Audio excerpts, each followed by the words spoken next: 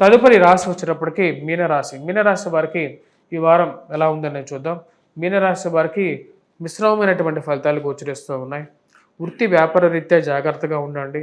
ఇరుగు పొరుగు సఖ్యత విషయంలో ఎవరు మనవాళ్ళు కానటువంటి వారు అనే విషయాన్ని తెలుసుకోండి. వివాహ ప్రయత్న సంబంధితమైన విషయాలు, నూతన వ్యాపార ప్రయత్న సంబంధితమైన విషయాల్లో సమయానికి అనుగుణంగా నిర్ణయం తీసుకుంటానని చెప్తారు. దాని తగినట్టుగానే ఉన్నటువంటి పరిస్థితిని కంటిన్యూ చేస్తారే కానీ నిర్ణయం తీసుకోలేనటువంటి పరిస్థితి ఏర్పడుతుంటుంది.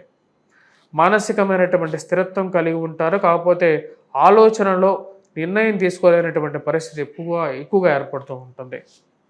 వివాహ ప్రయత్న సంబంధితమైన విషయాలకి కూడా ఇటువంటి జవాబే మీ మనసులోంచి వస్తుంది. ఇప్పుడు కాదు, కొన్ని రోజుల తర్వాత తీసుకుంటాను అనేటువంటి విషయం గోచరిస్తూ ఉన్నది. ఉద్యోగ ప్రయత్న సంబంధితమైన విషయాల్లో కూడా, బిజినెస్ సంబంధితమైన విషయాల్లో కూడా ఈ రాశి వారికి కొంచెం మిశ్రమంగా ఉండే విధంగా ఉంది.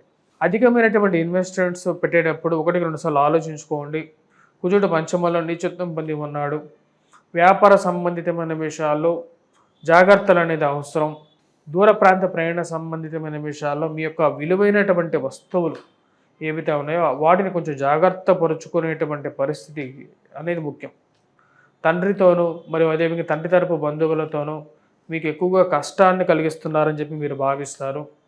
మీకు రావలసినటువంటి స్థిరచరాస్తులు, అంటే తండ్రి తరపు నుంచి రావలసినటువంటి స్థిరచరాస్తులకు ఏదో ఒక అడ్డంకి ఏర్పడుతున్నది. సక్రమమైనటువంటి మార్గంలో ఇవి తెచ్చుకునే విధంగా లేదు అనే ఆలోచన జరుగుతుంది. ఈ రాశి వారికి ముఖ్యంగా చెప్పాలంటే విద్యా సంబంధితమైన విషయాల్లో విద్యార్థులకి కొంచెం మిశ్రమమైనటువంటి ఫలితాలు గోచరిస్తూ ఉన్నాయి.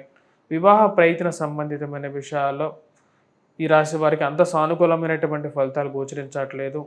ఎక్కువగా మీరు చేస్తున్నటువంటి పనిని గుర్తింపు తగలట్లేదు, దొరకట్లేదు అని ఆలోచిస్తారు. దాని తగినట్టుగానే జరుగుతూ ఉంటుంది కూడా. ఏదో ఒక అడ్డంకి జరుగుతున్నది అని చెప్పి భావిస్తారు, దాని తగినట్టుగానే ముందుకు వెళ్తారు. ఈ రాశి వారికి రాహుగ్రహ మంత్రజపం చేసుకోవటం, అదేవిధంగా శనిగ్రహ ఆరాధన చేసుకోవటం, వెంకటేశ్వర స్వామిని పూజించడం, దుర్గాదేవిని పూజించడం అనేది అనుకూలమైనటువంటి ఫలితాలు ఇస్తుంది. వ్యాపారస్తులు ముఖ్యంగా వచ్చేటప్పటికి చేయాల్సినటువంటి పూజ వచ్చేటప్పటికి హనుమాన్ దేవాలయ దర్శనం, సింధూరాన్ని పెట్టుకున్నట్లయితే సానుకూలమైనటువంటి ఫలితాలు కొంచెం చెడు ఫలితాలు కొంచెం తగ్గుతాయి, సానుకూలమైనటువంటి ఫలితాలు కొంచెం పెరుగుతాయి. స్వస్తి.